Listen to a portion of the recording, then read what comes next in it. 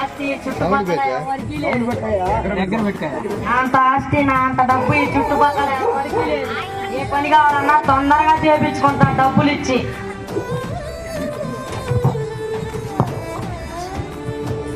తిరిగిరా వాడి కళ్ళి తిరిగిరా. ఒకప్పుడు నువ్వు సంఘానికి బాగా వచ్చేవాడు, ఈ మధ్య సంఘానికి కూడా రావట్లేదు, ఏమైంది? అదేం లేదు బిజినెస్ చర్చికి రాలేకపోతున్నాను. మన చర్చికి డబ్బులు అవసరం ఉంటే చెప్పండి, నాకు డబ్బులు ఇచ్చేస్తాను. ఏందయ్యా అలా అంటున్నా? అదేం లేదు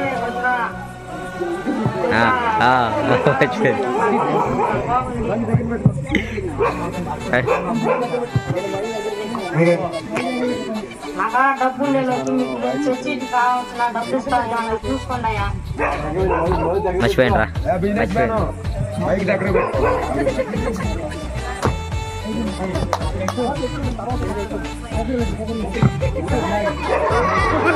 అబ్బా ఈ ముందు అంత బాగుందా? ఈ ముందాకు తింటే బాగున్నా దుఃఖాలన్నా అనిపించింది. చెప్పవేరమ్మా నేను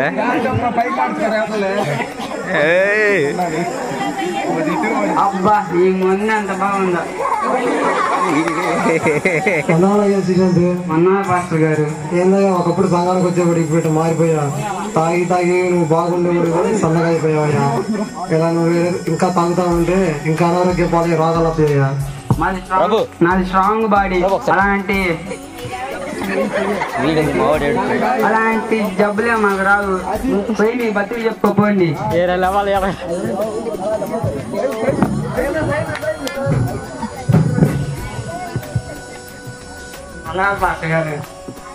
అయ్యా కోటేశ్, ఈ మధ్యలో కొద్దిగా సెల్లికి అట్రాక్ట్ అయితే సినిమాలు చూస్తా కొద్దిగా ఈ లోకం మాయలో పడుతున్నామంట జనాలు చెప్తూ ఉన్నారు. అదే లేదు పాస్టర్ గారు, అందరు నా మీద అబద్ధాలు చెప్తున్నాను. అంత భక్తిపరులు మీకు తెలుసుగా పాస్టర్ గారు, మీకు తెలుసుగా పాస్టర్ గారు. వాళ్ళ మాటలు నన్ను అనుమానిస్తారా పాస్టర్ గారు? అలాంటిది ఏం లేదు మామూలుగా అడిగా. అమ్మయ్య తప్పించుకున్న పాస్టర్ గారికి ఏదో ఒకటి చెప్పి.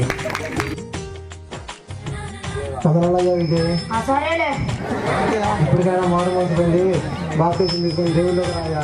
దేవుడు రెండో రాదు కూడా వస్తుంది. రెండో రాదు అందరూ నరకానికి వెళ్తారయ్యా. నేను చిన్నప్పటి నుంచి వస్తున్నా, పెద్ద దేవుడు వచ్చేది నేను నరకలో పడేది. పోయి మీ బతుకు చెప్పుకోకుండా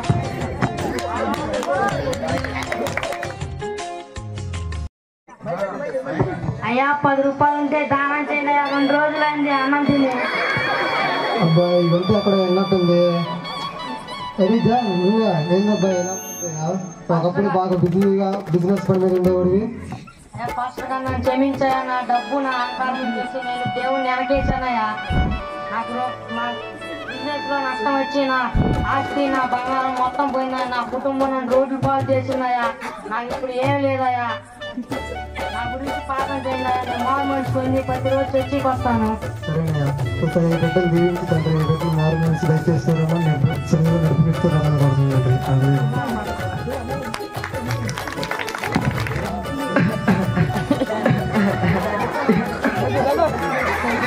ఎవరో దగ్గుతున్నట్టుంది, ఒక పోయి ప్రార్థన చేద్దాం. పేరు కొనుక్కున్నా. తమ్ముడు నీ పేరేం పేరమ్మా? ప్రార్థన చేస్తా. నా పేరు విజయ్. విజయ్ నువ్వా? ఎలా ఉన్నావు? ఒకప్పుడు నువ్వు బాగుండేవి, ఏందా ఇలా తగ్గుతున్నావు? నిద్రాత్మ నేను తగ్గుతుంటే క్షమించిన పాస్టర్ కదా. అంతకుముందు మీరు చెప్పినా అంతకుముందు మీరు చెప్పినా నేను వెళ్ళిపోతే మేము ముందు సిగరెట్ తాగి బెడ్ క్యాన్సర్ వచ్చింది. డాక్టర్ దగ్గర పోతే మేము చేయాలని చేతులు ఎత్తేసారు. నా గురించి మీరే ప్రార్థన చేయాలా? సరేనయ్యా, కళ్ళు మూసి ప్రార్థన చేస్తాం. ఏసయ్య బిడ్డలు ఎలా కట్ట నువ్వు దీవించి ఆశీర్వదించి బిడ్డకి మంచి మార్గం దయచేస్తున్నారని కోరుతున్నది. కొట్టేసు ఎవరు వచ్చింది? నేనయ్యా పాస్టర్ గారిని. పాస్టర్ గారు రాండి. ఉన్నాయా కొట్టేసి? కొన్ని రోజుల నుంచి అసలు నువ్వు సంఘానికే రాలేదు, ఏమైంది అసలుకి? నన్ను క్షమించిన పాస్టర్ గారు. అందరు నా మీద చెప్పేది నిజమే పాస్టర్ గారు. నేను సినిమాలు చూస్తా, ఫోన్కి అట్రాక్ట్ అవుతా, నిజమే పాస్టర్ గారు. నాకు మరుసటి రోజు యాక్సిడెంట్ జరిగింది పాస్టర్ గారు. బైక్ మీద వెళ్తుంటే హాస్పిటల్కి వెళ్తే కళ్ళు దెబ్బ తగిలింది పాస్టర్ గారు. కళ్ళుకి ఆపరేషన్ చేయాలన్నారు. ఆపరేషన్ చేయాలంటే చేసినాక కళ్ళు వస్తాయో రావు కూడా తెలియదు అన్నారు పాస్టర్ గారు. నా గురించి ప్రార్థన చేయండి పాస్టర్ గారు. దేవుళ్ళు నమ్మకంగా ఉంటాను పాస్టర్ గారు. మారు మనసు పొందుతాను పాస్టర్ గారు. ప్రార్థన చేయండి పాస్టర్ గారు. స్తోత్రం తండ్రి యేసయ్యా, ఈ బిడ్డను రక్షించి తండ్రి మారు మనసు దయచేసి రమ్మని స్వస్థత దయచేసి రమ్మని కోరుకుంటున్నాను తండ్రి. ఆమేన్.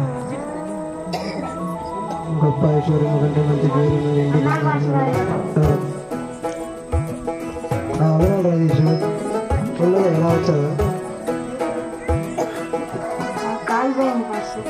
ఏమైంది అసలు? ఏమైంది? అందరు చదవండి. మా ఫ్రెండ్స్ అందరూ అవులాట్లకి తొంగుకుంటుంటే పోయి నిప్పుల్లో పడ్డా పాస్టర్.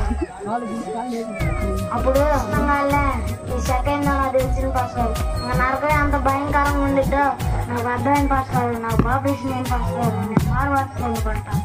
ఎవరైనా ఎప్పటికైనా మనసు మార్చుకున్నా ప్రార్థన చేస్తాం. ఈసారి పెట్టి మంచి మారు మనసు దయచేస్తారని స్వస్థత దయచేస్తారని కోరుతుందండి. ఆమె